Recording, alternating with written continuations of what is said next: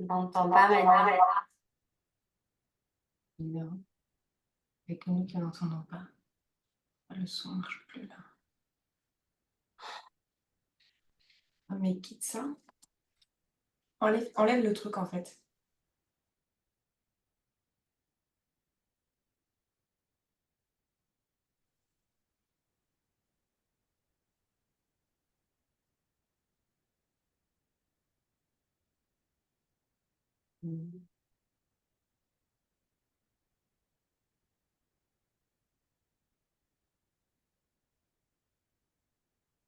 D'accord. Tu veux que je change? C'est bon.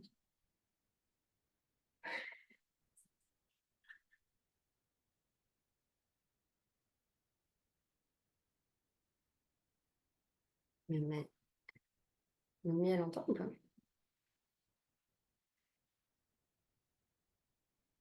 Ah bon, il n'y a que nous qui n'entendons pas. Avec chelou, mais...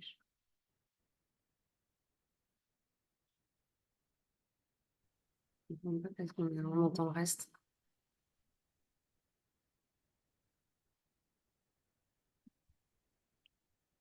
Ah là là. Bon, on va retenter la connexion.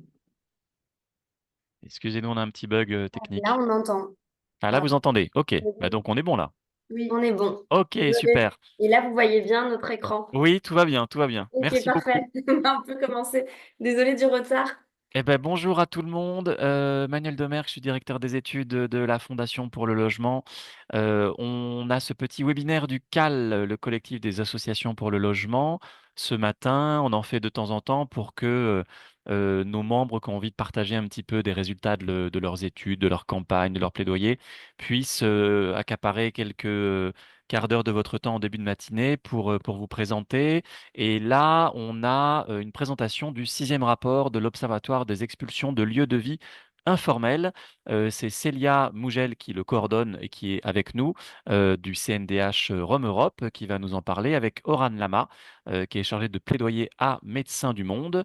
Ça fait partie des 8 associations qui vous seront présentées qui travaillent depuis des années sur cet observatoire. Donc ça fait la sixième année. C'est un sujet évidemment qui était assez peu connu, assez peu documenté. C'est pour ça qu'on a créé cet observatoire à plusieurs, un peu partout sur le territoire, pour avoir des remontées. Autant, vous savez, les expulsions locatives avec le concours de la force publique, on arrive à les suivre à peu près chaque année. Autant les expulsions de lieux de vie informels, bah, par définition, c'est plus informel et c'est plus invisible. C'est des populations aussi qui sont souvent plus stigmatisées, précarisées. Et donc, il y avait un besoin d'y voir plus clair. Chaque année, cet observatoire fait des zooms. L'an dernier, c'était sur l'enfance. Cette année, c'est sur les conséquences sanitaires et les injustices environnementales qui accompagnent ces expulsions à répétition. Pour nous, il y a un enjeu évidemment au CAL de mettre en avant visibiliser cette situation parce qu'on parle des personnes les plus précaires et qui sont souvent maltraitées, dont les droits sont régulièrement bafoués, notamment le droit à l'hébergement ou le droit au logement. Et vous savez qu'on a attaqué l'État le 13 février dernier pour qu'il fasse respecter ses droits fondamentaux. Dans le cadre du logement d'abord, la politique menée par l'État officiellement, en tout cas depuis 2017, la question des bidonvilles est assez peu suivie. Bidonvilles et lieux de vie informels, hein, vous avez vu que le, le, le, le vocable officiel ici, c'est lieu de vie informel parce que c'est plus large que bidonville ou que squat. On vous expliquera ça aussi. C'est assez peu suivi par l'État. Par la DIAL, en tout cas, les mauvais chiffres sont rarement mis en avant. Ils mettent en avant les chiffres positifs quand il y a des sorties de bidonville, quand il y a des efforts de scolarisation, d'accompagnement, etc. Mais les chiffres plus négatifs sont moins mis en avant, d'où cet observatoire. Il y a un intérêt aussi à sortir des représentations. Je l'ai dit, c'est des publics qui sont souvent très stigmatisés. Et donc, il faut pouvoir montrer leurs aspirations, leurs conditions de vie, les parcours de vie de ces personnes et leur envie souvent de sortir de ces conditions de vie très difficiles. Il y a un contexte aussi qui est très répressif hein, en ce moment, donc qui touche les lieux de vie informels en particulier, mais pas seulement. Ça touche de manière générale les locataires en difficulté, les personnes qui sont squatteurs, habitants de bidonvilles, etc. On a vu la loi Kasbarian-Berger en 2023. On a vu l'augmentation des expulsions locatives, notamment cette année, on a atteint un record historique. Et donc, il y a là aussi un besoin de visibiliser, de montrer la violence des expulsions et les droits des personnes dans les territoires de l'Hexagone et des Outre-mer, où là aussi on est encore plus sur déjà une réalité de bidonville et de logement informel qui est plus importante, et puis où les droits des personnes sont encore moins respectés. Il y a un projet de loi là en cours sur Mayotte qui prévoit justement de pouvoir expulser davantage, sans jugement, sans relogement, même pas dans les faits, on sait que ça se passe rarement, mais même bouger le droit pour que ce ne soit même plus revendicable par les personnes qui subissent ça. Il y a un enjeu aussi particulier en cette année parce que c'est les élections municipales. Et CNDH Rome Europe, régulièrement à l'occasion de ces échéances électorales, essaie de sensibiliser les élus locaux, qui ont un rôle important aussi dans la gestion de ces lieux de vie informels, pour trouver des solutions par le haut, vers le logement, et pas simplement repousser le problème par les expulsions. Et donc, on va pouvoir en parler avec ce rapport que vous pouvez retrouver également en ligne. Je vous conseille de le télécharger si vous pouvez. Il y a beaucoup d'infographies, il y a un gros effort pour visualiser ces lieux de vie. C'est des lieux, donc il y a un aspect géographique intéressant pour montrer les parcours des personnes, le parcours aussi des lois, où on voit il y a une sorte de jeu de loi de la répression depuis des années. C'est pas un sujet nouveau. Donc voilà, vous aurez un petit teaser avec cette présentation à deux voix de Célia et Oran, mais vraiment, n'hésitez pas à aller voir plus loin. Et puis pour les associations qui ne sont pas déjà dans ce consortium des 8 assos de l'Observatoire, voilà, si vous voulez participer, apporter des données, relayer hein, ces résultats de l'Observatoire, évidemment, vous êtes les bienvenus. Et donc pour commencer, si vous le voulez bien, je vais donner la parole à Célia Mougel, donc de CNDH Rome Europe, et qui va nous présenter pour commencer la méthode qui est assez particulière, assez partenariale, pour faire remonter toutes ces données importantes. Merci Manuel. Effectivement, du coup, tu disais qu'il y avait 8 associations. Pour les préciser, il s'agit de la Fondation pour le logement, Médecins du Monde, la Ligue des droits de l'homme, Rome Europe, la PSM et HRO qui, là, pour le coup, nous permettent d'avoir des données assez précises sur le littoral nord. Et enfin, la FNASAT et la NGVC qui sont des associations qui accompagnent les voyageurs pour ceux et celles qui ne les connaissent pas.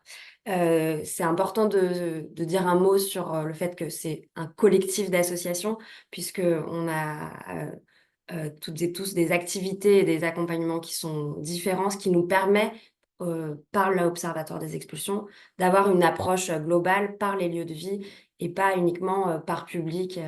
C'était aussi ce pourquoi l'Observatoire est né, pour avoir cette approche globale de la question des lieux de vie informels.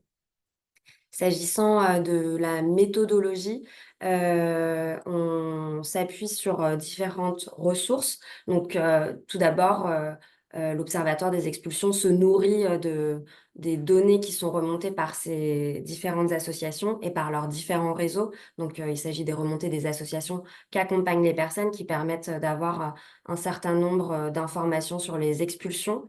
Et à partir des données de ce réseau-là, on les croise avec des informations qu'on peut retrouver par l'intermédiaire d'une veille médiatique, une veille des décisions de justice, une veille des arrêtés administratifs, mais aussi une veille sur les communications des autorités qui peuvent être qu'on peut retrouver sur différents canaux. Et donc, en croisant toutes ces données-là, on parvient à comptabiliser un certain nombre d'expulsions. Nous, notre fonctionnement, c'est un formulaire donc, avec un certain nombre de questions qui nous permettent de nous interroger sur le déroulé de l'expulsion, mais aussi sur les personnes elles-mêmes qui y vivaient, depuis combien de temps elles s'y trouvaient, est-ce qu'il y avait des vulnérabilités, est-ce qu'il y a des solutions qui ont été proposées, quel était le contexte de vie. C'est une vingtaine de questions qui sont à remplir par les contributeurs. Et je fais suite à ce que Manuel proposait et a indiqué en introduction. Effectivement, on s'appuie sur le réseau d'associations qui interviennent potentiellement auprès des personnes vivant en lieu de vie informel, mais c'est un réseau qui peut toujours se développer davantage. Et c'est aussi pour cette raison qu'on voulait prendre le temps d'échanger avec les personnes par l'intermédiaire du CAL, puisque il y a aussi des zones sur lesquelles on ne parvient pas à objectiver la question des expulsions. Il y a beaucoup de territoires sur lesquels on n'a pas d'informations, mais on sait néanmoins qu'il y a des expulsions qui s'y passent, que ce soit dans un contexte de bidonville, de squat, de campement. La réalité des lieux de vie informels est très variée. Elle est variée aussi selon les territoires. Et donc voilà, c'est aussi un travail qui est possible et rendu possible parce que il est investi par un grand nombre d'associations, mais aussi de particuliers parfois, et parfois aussi même des élus ou autres types de structures. Donc c'est l'occasion pour nous de vous dire que si ça vous intéresse et si vous avez la capacité et la possibilité de nous partager des infos sur des expulsions qui ont lieu sur votre territoire, n'hésitez pas à revenir vers nous pour qu'on puisse continuer d'objectiver cette question-là. Merci Célia. Euh, Et donc, si alors, tu as fini sur la méthode, oui, quels sont j'ai les fini sur la résultats? méthode. Tu n'avais pas fini sur la méthode, pardon. Non, bah, Oui. peut-être juste dire qu'on travaille aussi bien sur les territoires métropolitains, mais aussi sur les outre-mer. Donc, on essaye de collecter des données aussi pour la Guyane et Mayotte. Et voilà, pour le moment. Très bien. Et donc, les résultats, vous voyez les principaux chiffres qui s'affichent sous vos yeux. Oui, eh bien, pour vous dire, s'agissant des chiffres de l'Observatoire, effectivement, on continue de s'inquiéter des chiffres qu'on collecte, sachant que l'Observatoire, il existe depuis 2018, donc on peut observer quand même des tendances. Aujourd'hui, enfin, dans le dernier rapport, on a pu comptabiliser 1484 expulsions. Comme vous le voyez sur le découpage à l'écran, une grande majorité d'entre elles a lieu sur le littoral nord et plus spécifiquement sur quelques communes uniquement, donc Calais-Dunkerque principalement, mais aussi Loun-Plage et Marques pour le littoral nord. Et le reste seulement va concerner tous les autres territoires. Donc il y a une disproportion qui est à prendre en compte et qui indique aussi le harcèlement qui est vécu par les personnes qui se trouvent sur le littoral nord. Peut-être pour aller encore un peu plus loin que ce seul travail de comptabilisation du nombre d'expulsions, comme je vous le disais tout à l'heure, on s'intéresse aussi à d'autres questions. Par exemple, sur la question de la base légale, quand on prend ces 1484 expulsions, on constate que seulement rares sont les cas, trop rares sont les cas où il y a une base légale qui est claire et accessible et où l'information a été connue et sue par les personnes. Par contre, on a pu avoir le chiffre du 68% de toutes ces expulsions sont sans aucune base légale, ce qui est gravissime. Euh, et on continue sur les chiffres assez alarmants. 94% des expulsions sont réalisées sans aucun diagnostic préalable à l'expulsion. Donc, ça veut dire que les personnes sont expulsées du jour au lendemain sans qu'on se pose la question des vulnérabilités. Est-ce qu'il y a des femmes enceintes? Est-ce qu'il y a des personnes âgées? Puisque sans ce travail de diagnostic, c'est le genre d'éléments dont on ne peut pas avoir connaissance et après lesquels on ne pourra pas proposer des solutions qui soient adaptées. En parlant des solutions, justement, là encore, elles sont bien trop rares. Parmi les données qu'on a pu collecter, ce qu'on sait, c'est que seulement 12% des expulsions qui sont recensées donnent lieu à des solutions.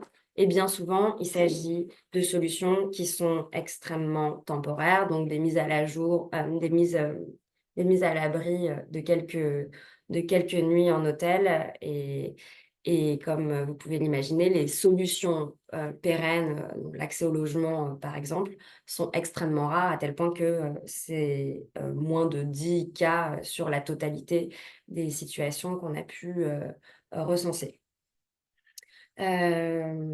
Pour continuer peut-être sur le contexte et nos chiffres et avoir une vision par territoire et une vision un peu géographique. Comme le disait Emmanuel, on a créé un certain nombre d'infographies que vous pourrez retrouver dans le rapport, notamment le tome 10 des pires départements par nombre d'expulsions, mais aussi on a le top 10 des pires départements par nombre de personnes expulsées. Ce que vous voyez à l'écran, c'est effectivement les 10 départements où on recense le plus d'expulsions. Donc, comme on peut le voir, le Pas-de-Calais est largement en tête. Et après, on retrouve la Gironde, un certain nombre de départements d'Île-de-France, le Rhône, le reste plutôt francilien. Et c'est ce qui se retrouve aussi sur la carte. Ça s'appelle un cartogramme. En fait, ça nous permet de déformer la carte selon le nombre de personnes expulsées, en l'occurrence. Et là encore, c'est assez flagrant le fait que le littoral nord est particulièrement symptomatique d'expulsion à répétition quand on voit ce cartogramme qui est particulièrement déformé et là où aussi on peut remarquer la place particulière de l'Île-de-France, de la Gironde, etc. Euh, voilà pour les chiffres principaux qu'on voulait vous partager pour aussi vous permettre de vous rendre compte que la question des expulsions, c'est pas le seul moment des expulsions, c'est aussi la question des diagnostics, des solutions, de ce qui est fait en amont, et ça concerne un certain nombre d'activités des associations qui sont autour du CAL.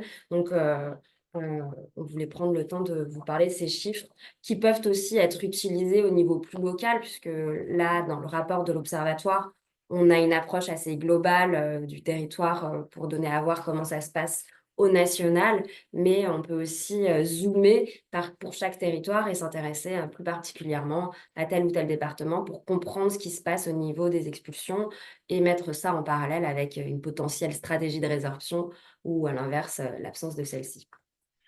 Merci Célia. Et on ne voit pas le département de Mayotte, mais dans le rapport, vous verrez qu'il est quatrième en nombre de personnes expulsées au cours de cette année.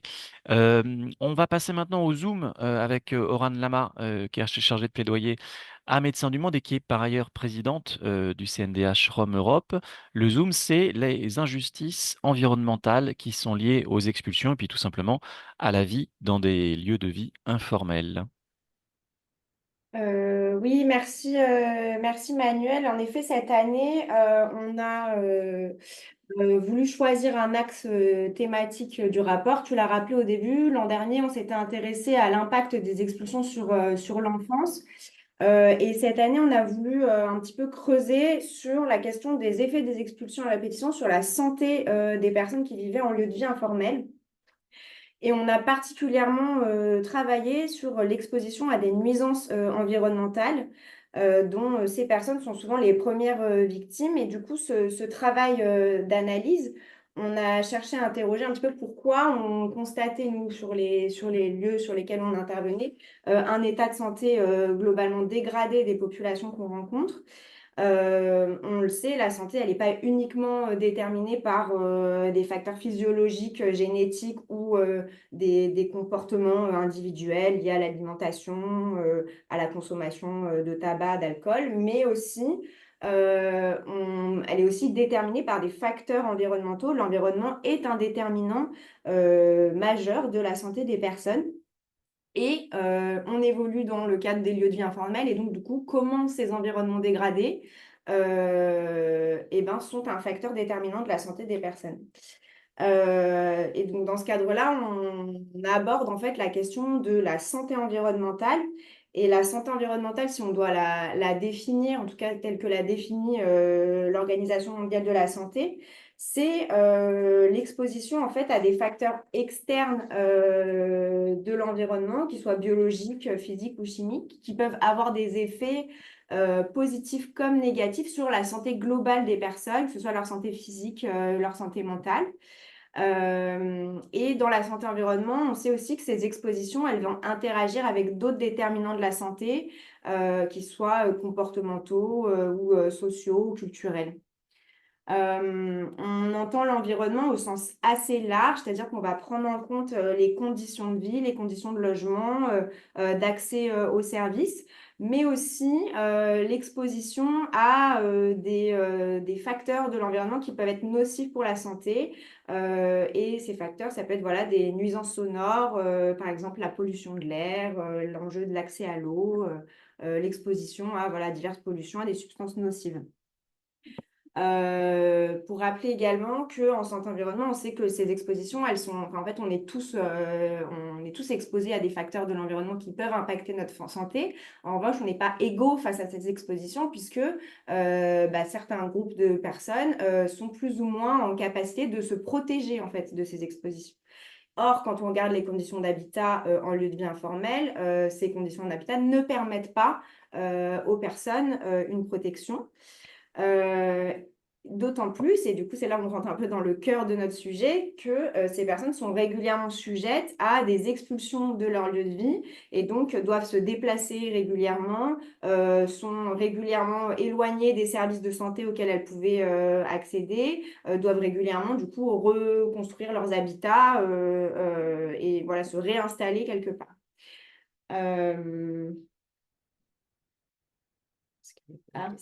Ah, pardon, du coup, je suis Non, partie non, c'est pas grave, c'était pour dans mon la explication. transition, c'est que tu avais bien décrit comment est-ce que les conditions d'habitat dans des lieux de vie informels pouvaient être néfastes pour la santé, et notamment la santé environnementale des personnes. Mais là, voilà, le rapport porte sur les expulsions et donc ça a tendance à aggraver encore ces conditions de vie et les effets sur la santé qui sont déjà pas terribles à l'origine.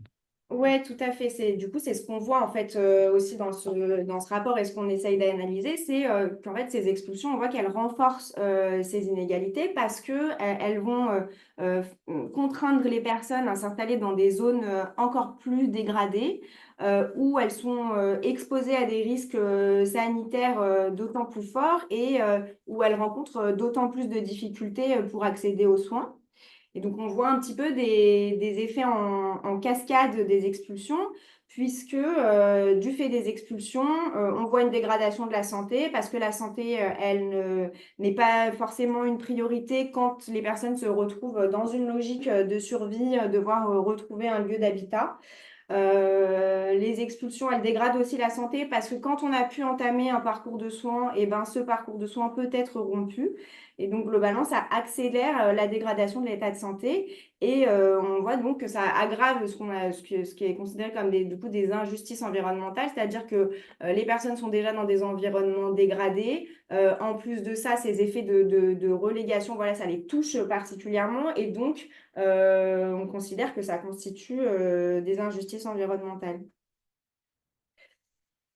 Et donc, pour peut-être plus précisément sur la manière dont on a travaillé justement sur cette dimension injustice, inégalité environnementale et exposition des personnes à des facteurs nocifs de l'environnement. Je ne sais pas si c'est la slide d'après ou pas. Oui, ça va être un exemple. Mais du coup, on a essayé de montrer comment les expulsions, elles vont influencer la localisation des lieux de vie et les contraindre les personnes de s'installer dans des zones à risque. Et on voit donc des dynamiques de relégation avec une tendance à l'invisibilisation des espaces urbains, des stratégies de contournement des expulsions et des installations dans des zones toujours plus éloignées. Et alors là, cet exemple, il est assez flagrant. Il concerne le littoral nord et plus particulièrement la zone donc de Calais-Dunkerque. Et donc, si on regarde, en fait, on a essayé de montrer, donc, il y a des différents espaces, lieux de vie qui sont illustrés sur ce schéma. On voit LDV1, LDV2, LDV3, LDV4. En fait, les personnes étaient installées initialement donc, dans le lieu de vie 1, d'où elles ont été expulsées en 2021. Mais donc, ce premier lieu de vie, il était localisé dans une zone naturelle boisée assez proche de la zone commerciale, ce qui permettait du coup quand même aux personnes d'accéder à un certain nombre de services. Puis, elles ont été déplacées de force au fur et à mesure et de plus en plus éloignées. Et on le voit donc en fait après les lieux de vie 1, 2, 3, 4. Toujours plus loin, vers le lieu de vie numéro 4, qui lui se trouve dans une zone industrielle, toujours à proximité de voies de chemin de fer, d'un canal, d'une route départementale, d'usines, avec bien sûr, en termes d'aménagement urbain, des grillages et des rochers. Ce qu'on ne voit pas forcément dans ce schéma, c'est que sur les derniers lieux de vie, on a vu par exemple des situations où il y a eu à un moment donné un incendie qui s'est déclaré dans une usine qui se situait à proximité de ce dernier lieu de vie et qui a entraîné un nuage de chlore qui s'est déplacé et qui s'est retrouvé du coup au niveau du lieu où les personnes étaient installées. Et c'est là où, quand on parle en fait de justice environnementale, c'est-à-dire que du coup, les personnes, il y a eu effectivement des interventions de pompiers, mais les personnes n'ont eu aucune information sur les mesures de protection à prendre. Il y a eu des demandes formulées auprès des autorités pour que les personnes puissent aller prendre une douche, se reposer dans un gymnase à proximité qui ont été refusées par les autorités préfectorales. Et donc, nous, on a constaté, côté Médecins du Monde, différents impacts sur la santé à ce moment-là, par exemple des irritations au niveau des yeux. Et c'est là où on voit en fait que du coup, on a des personnes qui certes sont exposées, voilà, mais n'ont pas d'informations sur les mesures de protection, ne sont pas en capacité de se protéger, et voire même à qui on refuse des accès à des espaces de protection dans le cas d'une situation, voilà, un petit peu particulière, un petit peu extrême.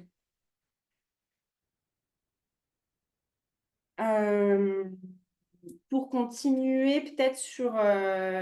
donc ça, c'était l'exemple. Du coup, on voit effectivement la dynamique de relégation, notamment à l'œuvre sur le littoral nord.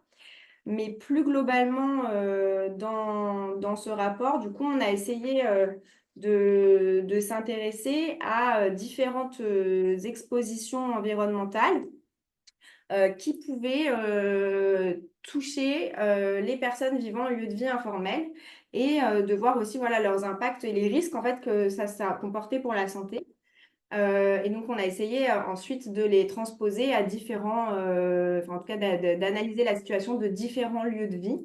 Mais on voit par exemple ici, donc on s'est intéressé à la question par exemple de la pollution de l'air extérieur, à la question de la pollution sonore, de la pollution liée à l'activité industrielle, à tout ce qui va être de l'ordre des risques des risques naturels liés aux intempéries, des risques liés à la proximité de voies routières ou de voies ferrées, par exemple. Et ensuite, on les a transposés, en tout cas, on a mis en place un certain nombre d'indicateurs qui semblaient bien s'appliquer pour ce qui concernait les lieux de vie informels, puisque du coup, on a par exemple essayé d'analyser sur des lieux de vie la proximité, par exemple, avec une voie routière, ce qui nous permet de montrer que quand on a un lieu de vie à proximité d'une voie routière, il est à la fois exposé à de la pollution de l'air extérieur potentiel, à de la pollution sonore, à des risques accidentogènes, par exemple. Donc voilà, on a utilisé comme ça un certain nombre d'indicateurs qui permettaient de relier la proximité des lieux de vie avec différents facteurs de l'environnement qui pouvaient constituer des risques pour la santé. Et je pense que Célia, tu peux essayer d'illustrer un peu plus ça avec des exemples, parce que du coup, on a beaucoup utilisé dans le rapport la cartographie, parce que c'est vrai que la cartographie en matière de justice environnementale notamment est un outil qui permet de rendre compte de situations, de visualiser un petit peu les situations qu'on perçoit et les risques qu'on peut identifier. Oui, du coup, pour poursuivre ce que Oran disait par rapport à ces différents éléments sur lesquels on s'est intéressé et auxquels on a associé des effets sanitaires, en fait, on a pris un échantillon de lieux de vie qui avait été recensé par l'intermédiaire de l'Observatoire des expulsions pour s'intéresser à leur localisation et aux différentes expositions que ces lieux pouvaient cumuler. Et du coup, en s'intéressant aussi aux potentiels effets que cela pouvait produire sur les personnes. Donc là, on va vous en présenter seulement 2, mais il y en aura plusieurs qui peuvent être retrouvés dans le rapport et qui donnent à voir la variété d'expositions que les personnes auxquelles elles sont contraintes de faire face. Et pour chaque lieu de vie, il y a des expositions qui diffèrent. Et avoir en tête que généralement, les personnes, quand elles vivent en lieu de vie informel, avant cela, elles en vivaient encore dans un autre contexte. Et après cela, si jamais aucune solution ne leur est proposée, elles vont continuer d'être exposées encore à d'autres éléments. Donc, on a produit ces schémas. Ce qu'on a voulu faire, c'était de insisté sur le caractère cumulatif des expositions pour expliciter le fait que les personnes, elles y sont régulièrement exposées. Donc là, on a deux situations. La première, c'est un lieu de vie qui a été installé sous le pont de Delphine-Seyrig, donc c'est sous le périphérique parisien, à proximité du canal et face à une boîte de nuit. Donc, quand on regarde le schéma, on voit une grosse zone rouge. En fait, on s'est basé sur les données de Air Parif et Bruit Parif. Donc, sur la légende, vous pouvez retrouver les éléments qui sont tout en bas de la légende. En fait, le rouge, ça veut dire que la qualité de l'air est très dégradée et que l'environnement sonore est là, lui aussi très dégradé.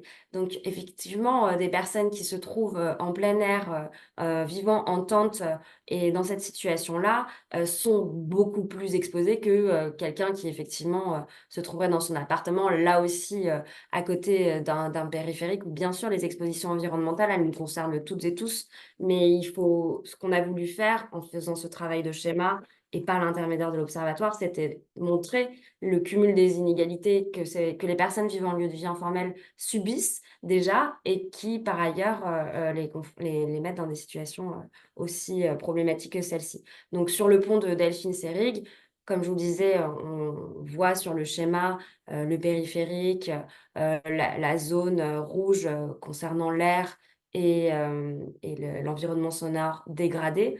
Mais on voit aussi une petite icône qui indique la proximité d'une usine Lafarge. Et donc, à partir de tous ces éléments-là qu'on a collectés et cumulés sur un même schéma, ce qu'on considère, c'est qu'il y a un risque de chute, il y a un risque de pollution de l'air, de pollution des sols, un risque lié aux activités industrielles qui sont à proximité. Et donc voilà, c'était l'objectif de ces schémas que de montrer qu'un seul lieu de vie cumulait plusieurs expositions et qu'en plus de la localisation du lieu de vie, ce qu'il fallait considérer, c'était aussi les difficultés que les personnes elles-mêmes pouvaient avoir pour faire face et se protéger et se prémunir face à ces différentes expositions.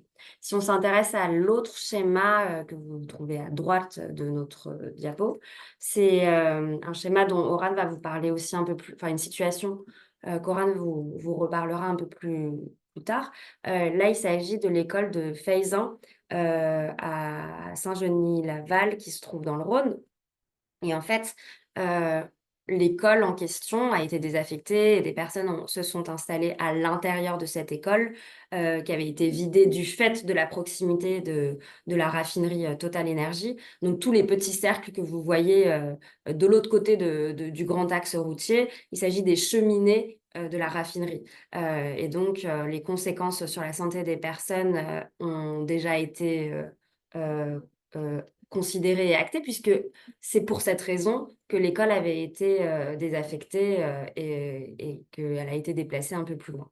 Et pour autant, des personnes qui n'ont d'autre choix que de s'installer là ont dû vivre dans cette école et ont été potentiellement exposées du fait de la proximité de cette raffinerie. Donc ça semble peut-être une évidence que les lieux de vie informels peuvent être exposés à de multiples problématiques liées à l'environnement. Mais néanmoins, quand on a essayé de travailler sur ces questions-là, on s'est rendu compte qu'il n'y avait pas énormément de travaux qui s'intéressaient aux enjeux de santé environnementale s'agissant des personnes vivant en lieu de vie informel. Et c'est aussi en pointant du doigt ces éléments-là qu'on a voulu intéresser et potentiellement faire en sorte que d'autres travaux puissent être faits sur le sujet. On a aussi essayé d'avoir une autre perspective encore que ce seul échantillon qui nous a permis de produire des schémas, puisque évidemment on peut se dire qu'on a pris les pires situations de toutes les expulsions et de tous les lieux de vie qu'on a pu avoir à notre connaissance. Et c'est pour ça qu'on s'est prêté à un autre exercice dans le rapport de l'Observatoire, mais qu'on pourra peut-être aussi poursuivre dans nos prochains travaux. Et en l'occurrence, on s'est intéressé à un département en particulier. Il s'agit ici du 95. On a fait un focus sur le Val d'Oise. Ici, on s'est intéressé aux différents lieux qui avaient été expulsés entre 2023 et 2024 pour se poser la question de leur localisation, d'une part, et de se poser la question des expositions que ces lieux pouvaient cumuler. Donc en fait, l'exercice qui a été fait, c'est qu'on a fait une sorte de maillage sur le territoire pour avoir un score de cumul d'exposition qui en l'occurrence va de 0 à 5 selon les expositions qui se trouvent à proximité des lieux de vie. Et les résultats ont été de constater que 81% des lieux qui sont recensés étaient à proximité d'au moins une source de pollution, 42% en cumulé au moins deux, et à cela s'ajoutent 9 lieux de vie en particulier qui sont installés dans une zone d'épandage. Donc, il y a vous avez probablement déjà entendu parler des nombreux cas de saturnisme, notamment sur la vallée de, mince, comment ça s'appelle, à Nemours. Et donc, cette zone d'épandage, c'est détouré dans la carte, le schéma que vous avez sous les yeux. Elle est détourée en rouge et c'est les petits triangles en bleu que vous voyez à l'intérieur de cette zone détourée en rouge. Nous, notre objectif en utilisant ces cartes, en produisant ces schémas, c'est pas de dire que les personnes doivent continuer de rester installées là-bas, puisqu'effectivement, on travaille sur un observatoire des expulsions, mais c'est de faire entrer cette question des expositions environnementales dans la balance et dans l'équilibre et dans le questionnement qui pourra être posé pour la suite. Ok, les personnes sont installées dans des endroits qui sont particulièrement dégradés, mais est-ce qu'une expulsion sans solution va leur permettre de se préserver et de se prémunir de d'autres expositions futures dans d'autres lieux de vie? Parce que là, on fait une photographie à l'instant T d'un lieu de vie, mais comme on le disait tout à l'heure, les personnes, avant d'être installées à tel endroit, probablement elles étaient dans un autre lieu tout aussi exposé. Et si aucune solution, encore une fois, ne leur est proposée, probablement qu'à nouveau, elles devront et seront contraintes de s'installer dans un lieu de vie qui est particulièrement dégradé. Et c'est pour ça que dans notre propos, dans le rapport, c'est de dire que les personnes vivant en lieu de vie informel sont, encore une fois, en l'absence de solution, les plus grands perdants de la justice environnementale si jamais on ne s'intéresse pas de manière plus attentive et avec des solutions aux conditions dans lesquelles elles sont contraintes de s'installer.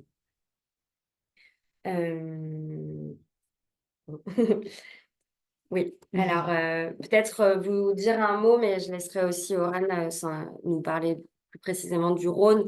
Mais dans le rapport, on a produit différentes illustrations, différents graphiques qui permettent de voir et de s'intéresser aux effets sanitaires et aux effets sur la santé d'une seule expulsion. Donc là, je vous en parle très rapidement parce que j'aimerais quand même laisser le temps aussi à Oran de terminer. On s'est intéressé à une expulsion qui a eu lieu à Chelles en avril 2023. Et en fait, ce qu'on veut dire, et notre propos, c'est de dire une expulsion, c'est une multitude de conséquences sur la santé des personnes. Donc, il s'agit là d'un squat à Chelles, mais cette expulsion sans solution, elle a produit des ruptures dans les suivis des personnes, elle a dégradé la santé de certaines personnes, la coordination de parcours de soins de certaines personnes a été mise à mal, des personnes ont arrêté leur traitement à la suite de cette expulsion, etc. Donc, c'est encore une fois une manière pour nous de dire que sans diagnostic, sans anticipation et sans solution,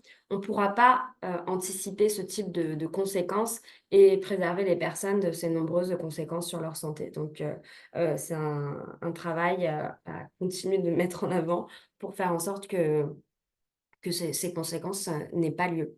Je laisse la parole à Oran pour que on puisse croiser aussi ces questions qu'on s'est posées entre les injustices environnementales et les effets sur la santé. Oui, pour terminer, on a aussi fait un exercice qui est assez intéressant et qui illustre bien en fait le croisement de tout ce qu'on vient de vous raconter, à savoir des expulsions, d'installations dans des lieux de vie dégradés, dépourvus d'accès aux services, des lieux de vie exposés à des facteurs nocifs de l'environnement et des enjeux autour des parcours de santé des personnes concernées. Et ce travail-là, il a pu être réalisé grâce à nos collègues de Lyon, qui je crois que j'en ai vu passer tout à l'heure dans les personnes qui assistaient à ce webinaire. Donc, on les remercie encore parce que c'est vrai que ce schéma est particulièrement illustratif de notre propos. En point de départ, je ne vais pas prendre 2021, mais plutôt décembre 2024, où en décembre 2024, l'équipe de Médecins du Monde suivait encore et venait une famille notamment composée donc d'une femme seule avec ses 9 enfants sans solution d'hébergement après une expulsion donc, qui venait d'avoir lieu au moment où on a sorti le rapport. Cette famille, c'est un ménage que Médecins du Monde connaît depuis 2021 et elle appartient à un groupe de personnes dont on a voulu illustrer la situation. Dans ce schéma, cette situation en fait, donc, qui commence effectivement en 2021 et qui voit se croiser en fait une succession d'expulsions et de réinstallations dans des lieux de vie qui sont exposés à chaque fois à différents facteurs nocifs de l'environnement. Et à chaque fois également, on voit se succéder des ruptures de différents ordres dans les parcours de santé des personnes concernées. Et donc, on a vraiment, c'est ce qu'on voit en fait ici, c'est comment à chaque fois, on a des personnes qui sont soit installées donc dans un lieu de vie qui se trouve, comme le disait Célia, à proximité immédiate d'une raffinerie, soit dans des lieux de vie où c'est des bâtiments désaffectés parce que ils étaient infectés par de l'amiante. D'autres lieux de vie qui se sont retrouvés sur des parkings, donc sur des parkings de supermarchés, donc exposés à de la pollution de l'air, mais aussi à des risques accidentogènes liés à la circulation sur ces parkings. Soit encore dans d'autres lieux de vie où les propriétaires avaient pu, par exemple, installer des blocs de pierre, donc des lieux qui sont difficilement accessibles pour les personnes. Et là, on est vraiment dans un exemple de relégation pure et simple, quoi. Donc là, on a ce facteur, donc tout ce qui est lié aux expositions des facteurs un peu externes de l'environnement. Dire aussi qu'à chaque fois, en fait, dans ces différentes situations, on voit que les personnes se retrouvent à chaque fois à devoir se réinstaller dans des lieux où du coup, elles n'ont pas d'accès à l'eau. Si dans le précédent lieu de vie, on avait pu faire des démarches pour que, par exemple, un accès à l'eau puisse être installé. Des lieux où il n'y a pas non plus, par exemple, de ramassage des ordures et où du coup, on voit se dégrader la situation sanitaire sur site avec des problématiques de nuisibles qui servent ensuite de justification aux autorités pour expulser les gens alors même qu'elles ont refusé de procéder à ce ramassage des ordures. Et puis, croisé à tout ça, du coup, à chaque expulsion, on voit des ruptures dans les parcours et donc des impacts sur la santé. Nous, on s'intéresse notamment particulièrement à la question de la santé des femmes enceintes. Et ce qu'on constate régulièrement, c'est qu'on a nécessairement des ruptures dans les suivis de grossesse qu'on a pourtant pu avoir aussi mis longtemps à pouvoir raccrocher les femmes enceintes à un suivi de leur grossesse. Et tout ça, ça comporte des risques pour la santé des femmes, pour la santé des enfants, avec des risques de grossesse et de naissance prématurée, avec des petits poids de naissance. On voit aussi du coup des impacts effectivement sur la santé des enfants. Et là, nous, on a des difficultés sur ce qu'on voit à chaque fois, c'est des ruptures dans les suivis dans les centres de protection maternelle et infantile, où du coup, à chaque réinstallation, il faut que le suivi reprenne dans une PMI, la PMI du secteur. Donc voilà, ça peut arriver de devoir soit changer de PMI, soit pour pouvoir maintenir un suivi parfois, par contre, ça implique des temps de trajet et de dépassement particulièrement longs. Et donc, pour des personnes qui sont déjà éloignées du système de santé, c'est un éloignement accru et donc un risque en fait que cet accès au système de santé s'interrompe, ne puisse plus se faire.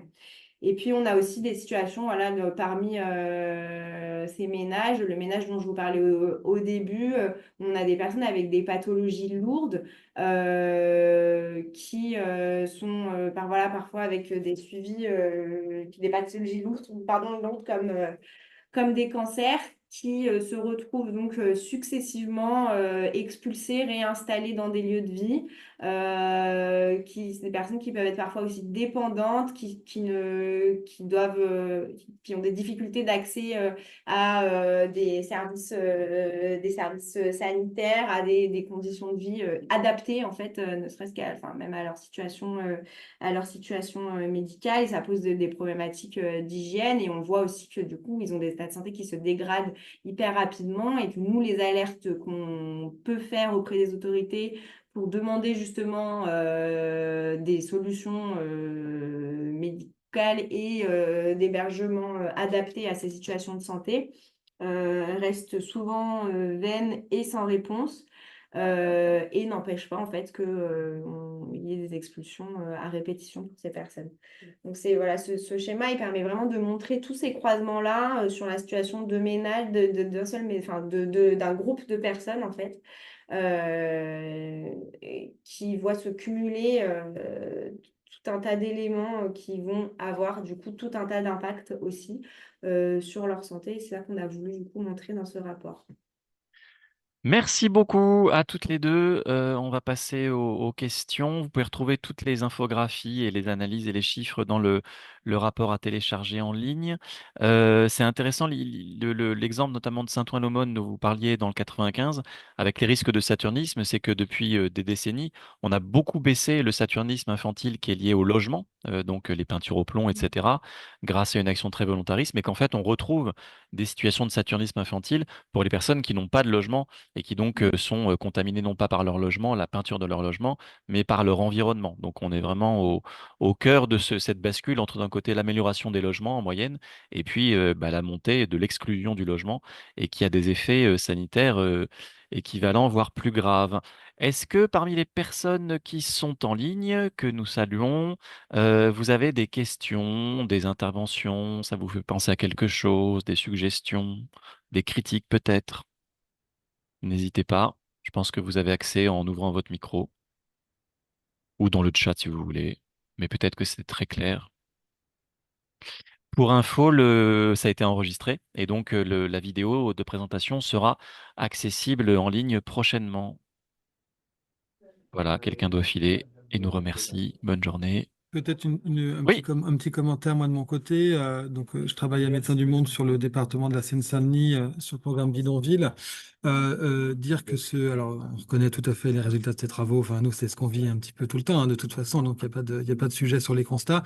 Mais dire que ce genre de travaux et ce genre de documentation, alors, je pense que ça montre que c'est intéressant, déplaît énormément, nous, aux personnes, personnels politiques qui on le présente. Hein, quand on pose ce rapport-là en entretien ou en rendez-vous un peu officiel, forcément, alors ça coince un peu, faut pas le sortir tout le temps, parce que si on veut pouvoir continuer la conversation, des fois, il faut le sortir à la fin du rendez-vous. Mais on l'a vu plusieurs fois et à plusieurs niveaux, hein, au niveau départemental, régional, mais aussi municipal. Et c'est intéressant de se dire que c'est un sujet que personne ne veut voir en fait, hein, et qu'on veut surtout pas documenter, et qu'on veut surtout pas comprendre. Et du coup, c'est une arme de plaidoyer extrêmement intéressante à utiliser parce que face à la réalité des faits, effectivement, la parole politique est plus compliquée à tenir, hein, évidemment. Hein. Donc voilà, nous en tout cas, voilà, un grand merci pour tous ces travaux et on utilise nous énormément, en tout cas, en rendez-vous plaidoyer ou en présentation associative ou autre, etc. C'est un outil qu'il faut utiliser au-delà d'en prendre connaissance, qu'il faut diffuser. En tout cas, nous, on l'utilise vraiment comme ça. Merci beaucoup. Et c'est vrai que c'est l'intérêt d'être à 8 associations aussi pour le porter parce que du coup, on est moins ciblé individuellement par un financeur, un partenaire. C'est un travail partenarial avec des chercheurs également. C'est pas juste des militants associatifs animés par des mauvaises intentions de nuire aux élus locaux. C'est un travail aussi scientifique. Est-ce qu'il y a d'autres questions dans la salle? Je profite peut-être de l'absence de questions pour vous dire aussi qu'on voulait profiter de ce webinaire pour vous annoncer le prochain axe thématique du rapport. En fait, comme vous avez pu le voir, c'est effectivement interassociatif et c'est nourri par des constats, par des témoignages qui sont les vôtres, mais aussi qui sont ceux de vos réseaux. Et donc, l'année prochaine, a priori, notre axe thématique sera celui de la santé mentale. Donc, on se posera la question des effets des expulsions sur la santé mentale des personnes cumulées à tout un tas d'autres variables, comme on l'a déjà expliqué. Et donc, on profite aussi de ce webinaire pour vous signaler qu'on est dans un appel à témoignages, à vous rencontrer autour de ce sujet-là, que vous soyez ou non professionnel de santé, puisque toutes les voix peuvent être entendues dans ce cadre-là.